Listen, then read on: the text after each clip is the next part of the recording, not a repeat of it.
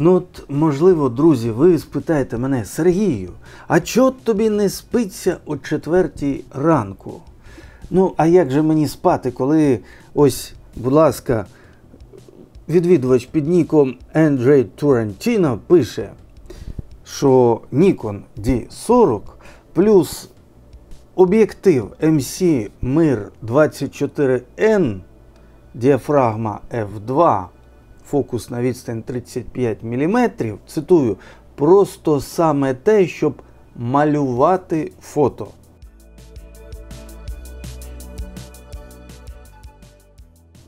Тобто, ви розумієте, така смачна зв'язка, ширококутні об'єктиви, помірно ширококутні об'єктиви.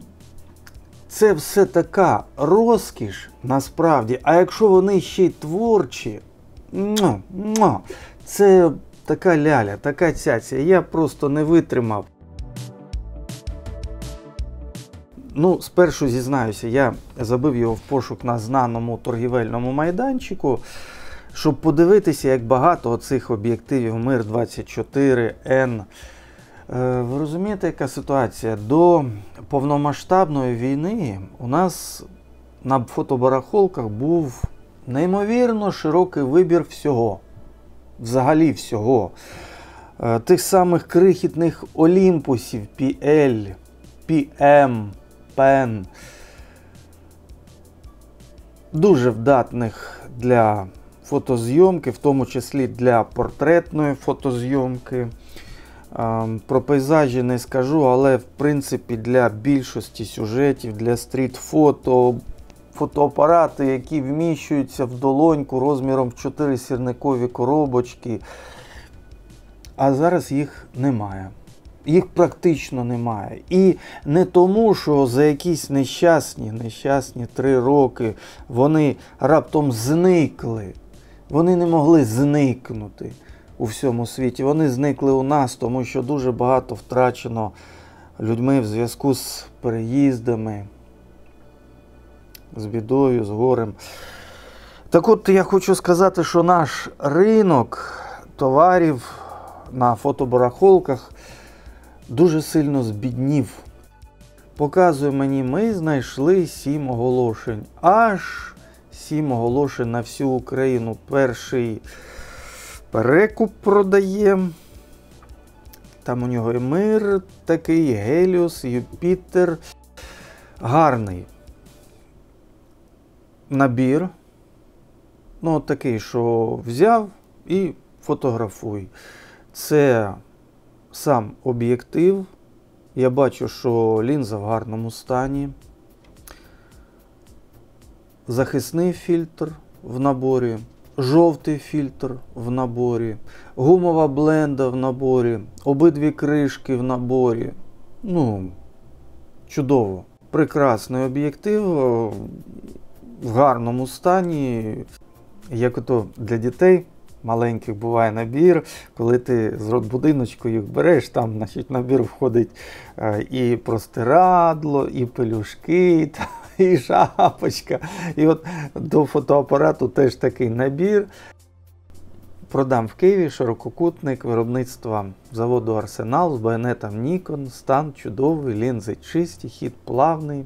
Все це дитячі іграшки. Найцікавіше попереду – це подивитися, на що здатний об'єктив Mir 24N. Для цього ми заходимо традиційно у Flickr. Посилань досить багато. Це не може не радувати. І, друзі мої, що я вам хочу сказати?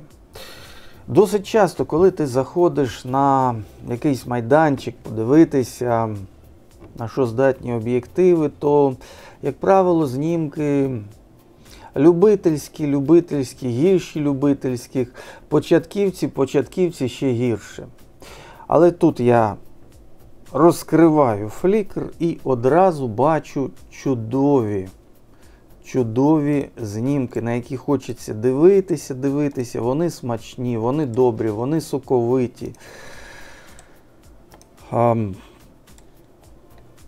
Клацаю мишкою і по ходу радію. одразу є все, що треба. Є макро, є пейзажі, є квіти, є деталізація, є портрети, щоправда, портретів менше.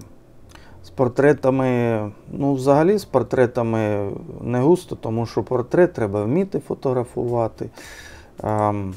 Так, дивимося. Перший знімок. Пейзаж. Схід або захід сонця. Я думаю, це схід сонця. Ну, тут, щиро скажу, автор трошечки погрався з постобробкою, тому зацінити, як годиться, цей знімок не вийде. Ну, обережніше трохи, будь ласка. Коли гарна господиня готує борщ, вона ж туди не вгатить 3 кіло капусти. От вона трошки капусти, буряків трошки моркви, трошки цибулі, трошки картоплі. І не літр кетчупу вона туди вливає, а 2-3 столові ложки томатної пасти. То борщ добрий. Ну ви якось, коли працюєте з продуктами Adobe, наприклад, то потроху додавайте всього в свій борщ. Я хочу сказати, що непогана різкість. І ось наступний знімок нам показує у всій красі Мір 24N. Прекрасне боке. Якщо ми працюємо за правилом третин. Раз, два, три. Коли ми фотографуємо чи фільмуємо пейзаж, при цьому у нас є небо, є земля під лінією горизонту і є передній план, якщо ми поділяємо на 3/3 знімок. І ось тут класичні 3/3. Як пейзаж сфотографовані трави. Це не можна назвати пейзажем, але є верхня третина, котра представляє собою небо, але небо це насправді боке і, напевне, там сонце. Наступна третина – це розмаїття трав, і нижня третина – це передній план, в принципі, представлене те саме розмаїття трав. Ну, чудово, чудово, мені дуже подобається. Цей об'єктив малює казково. На відкритій діафрагмі фотографувати ним те, що зблизу, я бачу це задоволення. Є досить рідкісна категорія об'єктивів, мануальних об'єктивів, які виготовлялися в минулому 20-му сторіччі. Це творчі об'єктиви, я їх про себе називаю макроширики. Тобто це ширококутні об'єктиви, здатні фотографувати макро. Ну, зазвичай ми звикли, що макрооб'єктиви це 55 мм, 60 мм, класичні 85, 90, 105 мм. Це все макрооб'єктиви. А от такий тягни-толкай, як макроширик, макроширик це дуже гнучкий об'єктив. Для відеозйомки він прекрасний, для фотозйомки він теж зручний. Ти з ним можеш вийти на пейзаж – клас. Ти з ним можеш сфотографувати портрет людини, тільки обережно фотографуй. Не так фотографуй, не так фотографуй, а на певній відстані, і хай людина ручки при собі тримає. І ти цим об'єктивом можеш підійти і впритул сфотографувати бджолу, квітку і отримаєш чудову деталізацію з розмиттям чарівним того, що там не треба, іде романтично кудись там у безвість, там непотрібні деталі. Тобто макроширококутник – це, друзі мої, універсальний кітовий об'єктив. Кіт в зв'язці із тушкою.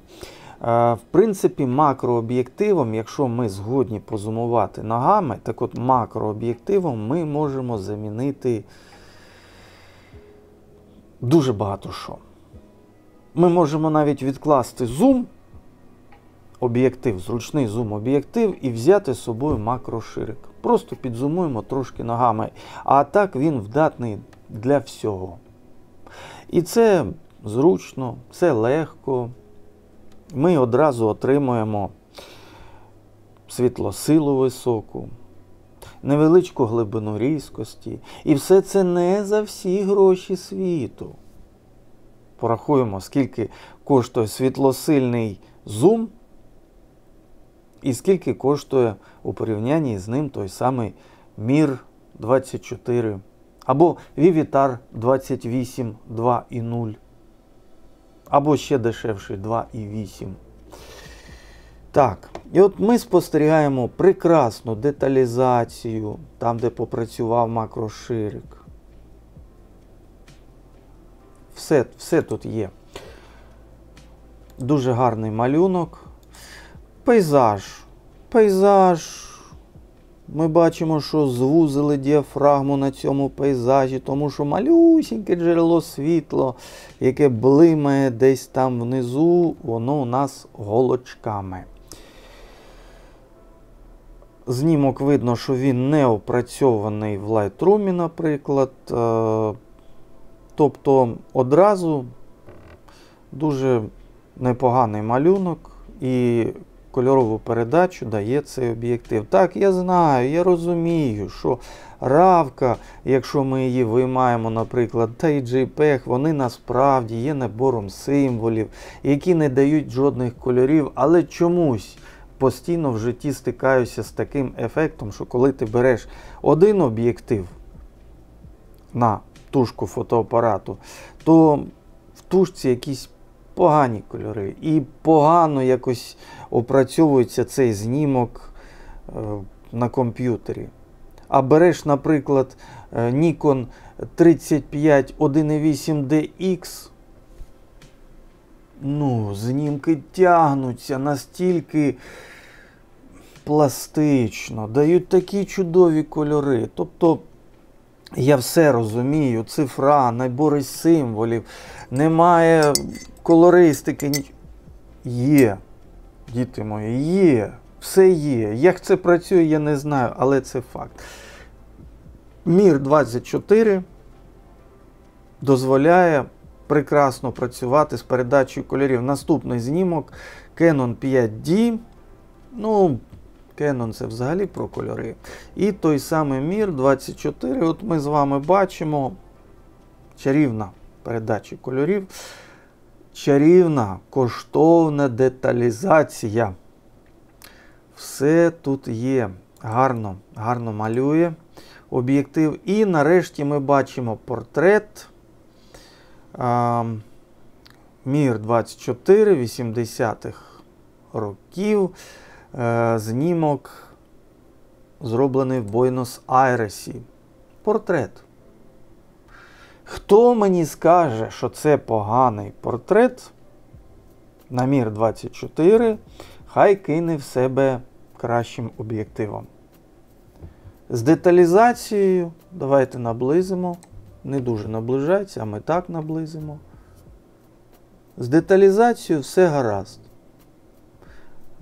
На очах характерний відблиск, все дуже добре. З передачею кольорів прекрасно. А портретований тримає лікоть при собі, тому хоч ми і бачимо якусь невеличку дисторсію, але автор знімку відійшов на, в принципі, правильну відстань. І дисторсія така, що не страшно. Розмиття. Це те саме художнє розмиття, яке, утім, залишає нам в кадрі потрібну деталізацію. Не розмиває в хлам все, про що хотів би повідомити автор, а оповідає. Ось портрет. Портрет зроблений в кафетерії. Кафе ось таке. Але головна увага все-таки на герою цього знімку. І обабіч, тобто по краях знімку, ми бачимо, що є оздоблення, чи віконниці, чи щось таке, і воно вже в легкому розмитті. Тобто за допомогою глибини різкості, за допомогою снопика світла, який падає на портретованого, ми отримаємо вказівну паличку, котра каже: ось головний об'єкт у кадрі. Дивися на портрет. Чудово. Світло надає драматизму на знімку. Тобто, друзі мої, берете фотоапарат не молодий, не обов'язково молодий, ставите на нього Mir 24N, ідете працювати. І знімки будуть не уніфіковані, як з сучасних автофокусних об'єктивів. Да, боронь Боже, я не можу гудити автофокусні об'єктиви, вони по-своєму прекрасні. Але буде в нас з вами одне таке відео, досить цікаве, яке називатиметься «Чому автофокусні об'єктиви убили сучасну фотографію». Дуже різка заява, правда? Так ось, у тому відео йтиметься, а от не забігатиму наперед, трошечки тільки скажу, йтиметься про те, що краще зробити один знімок або 10 гарних знімків, таких, що раз і на все життя, ніж зробити 100 чи 200 знімків, котрі ні про що і не цінуватимуться ніким. Так от, ви взяли характерний об'єктив, зробили один знімок і віддали людині. І вона не риється у лайні, який ви нафоткали, не нафотографували, нафоткали. А каже: оцей знімок був зроблений в такому-то кафе, в такому-то році, тут я молодий, гарний, от такий драматичний вираз обличчя у мене завдяки світлотіням. Ну, гортаємо далі. Здається мені, що цей портрет, друзі мої, не пропущений через Adobe. Він такий, як є. Оце те, що називається, малює об'єктив у зв'язці з фотоапаратом. Багато деталей тут приховано в тінях. Хтось мені може сказати, це не добре і не погано. Це показує сцену такою, якою вона є. Ми зазвичай, як я казав у попередніх відео, не бачимо всю деталізацію картинки в цілому. Ми зосереджуємо увагу на кількох пунктах. Тому що у нас з вами увага не як у професійного розвідувальника, який одразу бачить 90 предметів. Раз шухляду відчинили, там 90 предметів, 2 зачинили, і він їх одразу вже називає, в якому порядку лежать, які кольори, які у них ознаки. Ні. Звичайний реципієнт, він бачить одну деталь, 2 деталі, 5 деталей. Тобто знімок не має бути перевантажений деталізацією. І якщо ми бачимо куртку, то ми не повинні бачити на ній всі шовчики і гудзики. Частина може бути прихована. Якщо ми бачимо зачіску на дамі, ми не обов'язково повинні бачити кожну волосинку. Ми бачимо, отут прядочка десь на оці, миловидно. Тобто, розумієте, про що я? Картина писана грубими мазками, а грубими мазками пишуть справжні майстри, коли вони малюють буквально кілька ліній, і портрет з характером з'являється буквально на наших з вами очах. А потім оцю серветку, на якій намалювали парою ліній портрет, продають з аукціону за кілька мільйонів доларів. Письменники Ільф та Петров колись згадували, як один дивак малював: о, сонечко потроху сходить, там такі хмари, такі об'ємні. Я перепрошую, темно ще на дворі. Так от,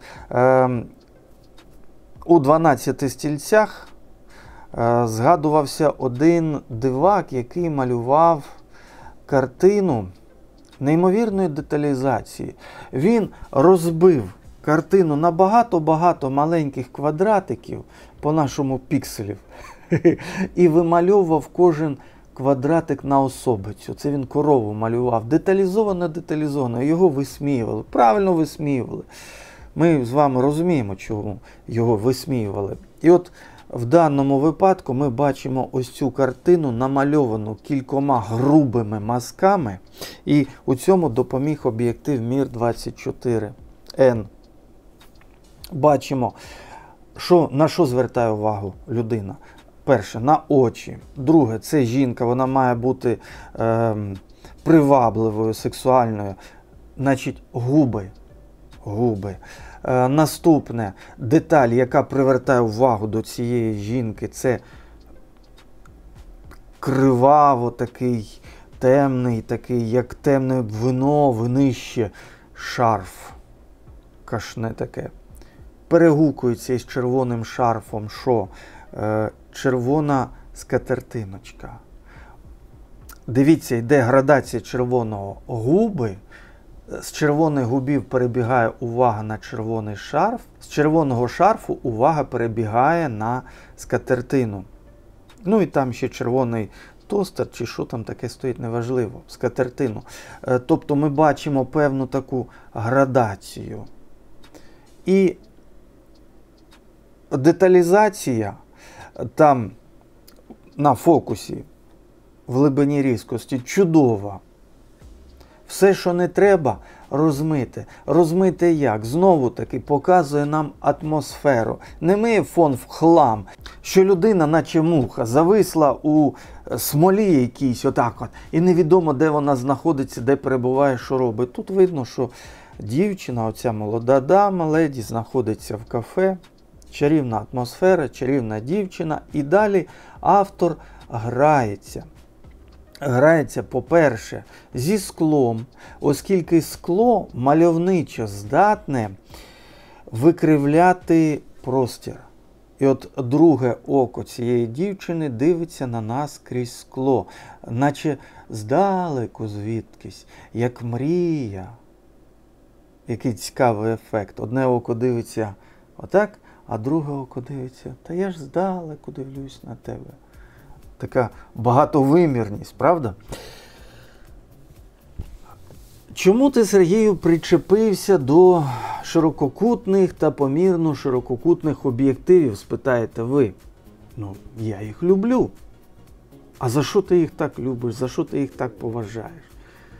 Так за дисторсію. Так дисторсія, скажете ви, це погано, це викривлення. Дисторсію треба прибирати з кадру, це ж... Навіщо? Перетворіть недолік на плюс, на сильний бік об'єктива. От я зараз, наприклад, з вами спілкуюся за допомогою ширококутного об'єктива 24 мм. Дивіться. Я вам розповідаю, ось вам, будь ласка, один центр уваги.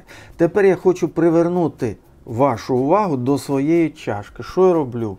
Я роблю її такого ж розміру, як і моє обличчя. І ось вам реклама чашки.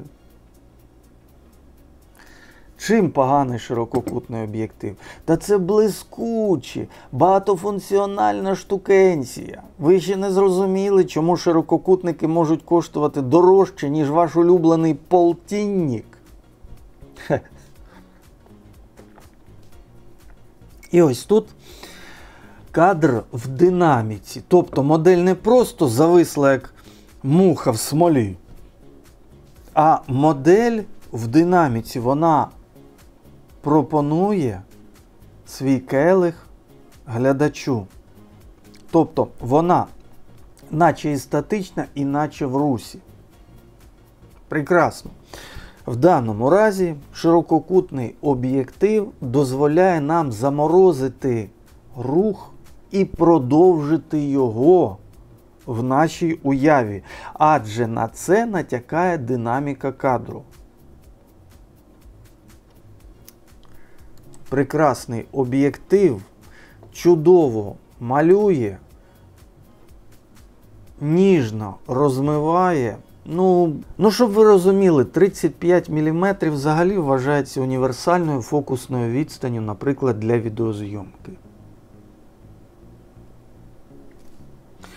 Мені подобається ще 28 мм, але 35 – це простіше працювати з людськими портретами. Наступний знімок, можна сказати, документальний, певною мірою трагічний навіть пейзаж. Пейзаж, де стоїть візок для перевозки коней. Чудово, драматизм є, малює оце. І оця дисторсія, вона, бачите, трошечки виділяє оцей кузов, документальності якоїсь надає. Кукурудзочка. Просто деталька, просто невеличке макро. Все добре, все гаразд. Портрет чотирилапого друга, чотирилапенко лежить. Все, що треба, в фокусі. Що не треба, переходить в легке розмиття.